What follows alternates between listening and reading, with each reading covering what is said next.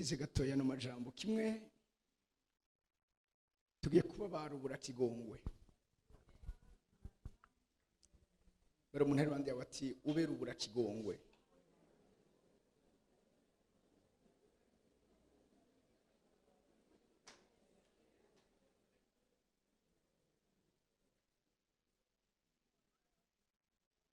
turagiye gusiribanga turagiye guhonyanga uriko ijambo ry'Imana ryatubwiye mu kuvayo nimukareke umurozikazi ngo agire iki abeho. Haleluya. Nimba yo kwihana abeho kuko turifuza kazobona Imana, ariko nimba umutima wiwe wamugoreye gukora ibibi ntimukareke ngo umurozikazi agire iki abeho. Usome gatoya Imigani 22 ku murongo navuze 26 mungarukarijwe ku murongo wa 2. Imigani 26 turasoma mu izina rya Yesu. Imigani 26 umurongo wa 2 avuga ngo nk'uko akanyoni kayerera n'intamba iguruka niko no muvumo w'ubusa atawo wokora. Amen. Bavuze ngo nk'uko hanze bansabye ngo negereze umuntu wa mikrofone mugabo rero murabimwe ngamuca mu bigenza.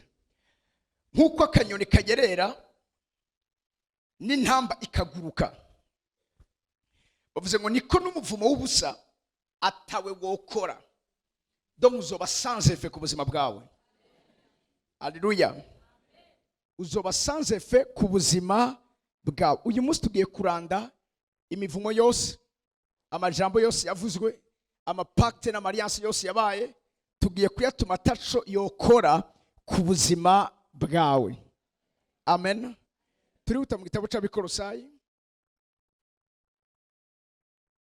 nkuko mu vyumba sinza kuvyinjiramo ndabisigure, twase umwanya kuvuga byinshi ku bijanye n'ibicaniro. Abikolosayi igice cya 2 ku murongo wa 14 na 15.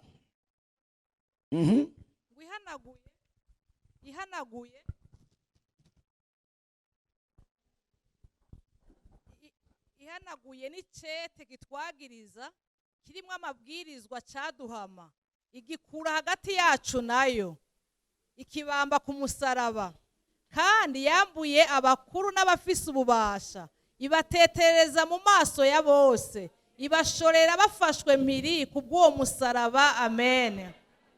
Sinumvise amen imeze neza nkuko nanda yiteze.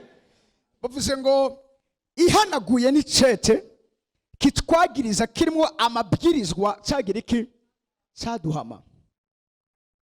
Ibi nivyo benshi bariko baragwana navyo, ni vyete birimo amabwirizwa n'uyu munsi bibahama mu ngo zabo, bibahama mu ruvyaro rwabo, bibahama mu vyo bariko barakora, bibahama mu kintu cyose. Ariko birivuze ngo ihanaguye n'icete kitwagiriza kirimo amabwirizwa.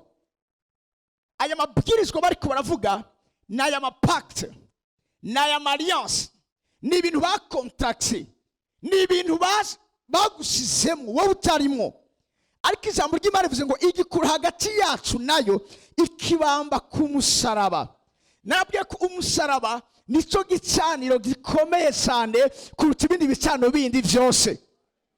Nigituma uyu munsi dufise ino assurance nuko hariho iki gicaniro cyitwa umusaraba. Ariko bisaba ngo wewe uyu munsi umenya neza fonctionnalité y'ico gicaniro nico usabwa gukora. Bivuga ngo kandi yambuye, iyo hari igicaniro habwirizwa kubaho kwambugwa.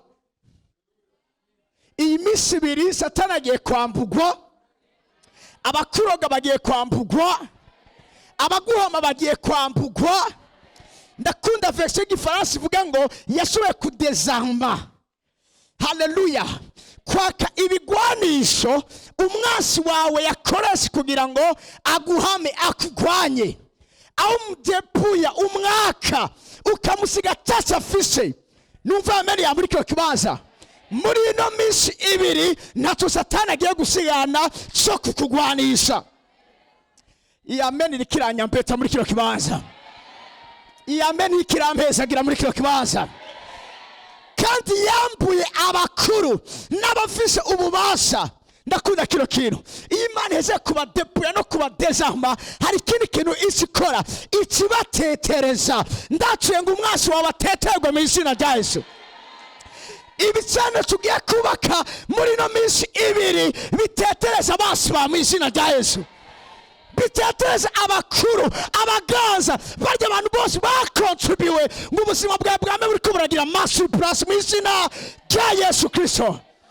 Numva ameni y'abana b'Imana. Iyo ameni impezagiye, numva ameni y'abana b'Imana. Ibatetereza, I like that. Ibatetereza apana en secret, apana mu miso. Bo ivyo bakoze ku buzima bwawe babikoze mu miso, ariko icyo Imana igiye kubakorera ntigiye kugikora mu miso, igiye kubikora publiquement, mu maso ya bose. Vuga ngo mu maso ya bose. Bivuga cyane uti mu maso ya bose. Bagiye guteterwa mu maso ya bose. Amen. Imeze neza hano hantu. Ibatetereza mu maso ya bose, ibashorera. Ibi nivyo tugiye kwasisa muri kino kibanza. Nosema kubatetereza, igiye no kugira iki? Kubashorera. Hari umuntu yonyereka ingene bashorera umuntu canke ikintu? Ruvunazi ingene bashorera inka canke ikintu? Inga. Jeje ngo hano nawe. Dufate uyu ni gitungwa canke sinzi, mpera nk'umushorera. Mushorera turangire bashorera.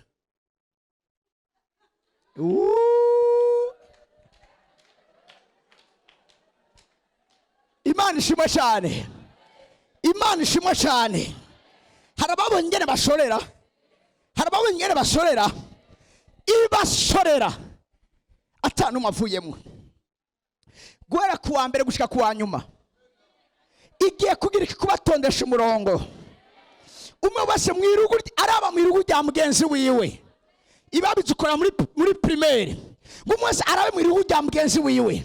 Ndabona abansi bawe Imana igiye kubatondeka ku murongo. Abagize bakora cyose ku buzima bwawe, abubatse ibicano vyo kukugwanya, bagiye gusoregwa atanu mwavuyemwo. Hallelujah, hallelujah. Aho simvuga abantu gusa, ndavuga ngo n'ubukene nabwo Imana yagiye kubusorera. Ndavuga ngo nakagasuzuguro surigira ugari, agasuzuguro hose kagiye gutembagazwa. Agasuzuguro kagiye gutembagazwa, kagiye gusoregwa. Umuriza murafise kuri za mpapuro ivyagiye bibahama, ivyagiye bibagwanya. Nico gituma nabwiye ntimuvyandike. Hari n'ivyo Imana igiye kubandanya iguhevera, iguhisurira atana kime kivuyemwo. Ndavuze ngo biragiye gusoregwa. Imana yagiye kubisorera, ibitware mu bugaragwa ahatse abantu aho bibwizwa kuba. Ariko ngo mavuga n'iki kintu sindabirungika mu bugaragwa uyu munsi. Ndavuga ngo binabasubireko. Birivuga ngo yakunda kuvuma bikamusubirako, ngo abikenyeze nk'umusentire. Ndabwira mwisi y'imhemu banyumve neza, umuntu wese yabose ubuzima bwawe, umuntu wese yabose urugo rwawe, umuntu wese yugaje umugisha wawe, umuntu wese yakoze icyakora cyose kuvyerekana n'ubuzima bwawe, ivyo yakoze bimusubireko mu izina rya Yesu. Basarishije mu muryango wawe, kumbe nawe urimwo. Umviriza, nabo baragiye gusara, bigiye kubasubirako, bibasubireko, bavyambare, babikenyere. Numva ameni y'abana Imana muri kino kibanza. Hallelujah, hallelujah.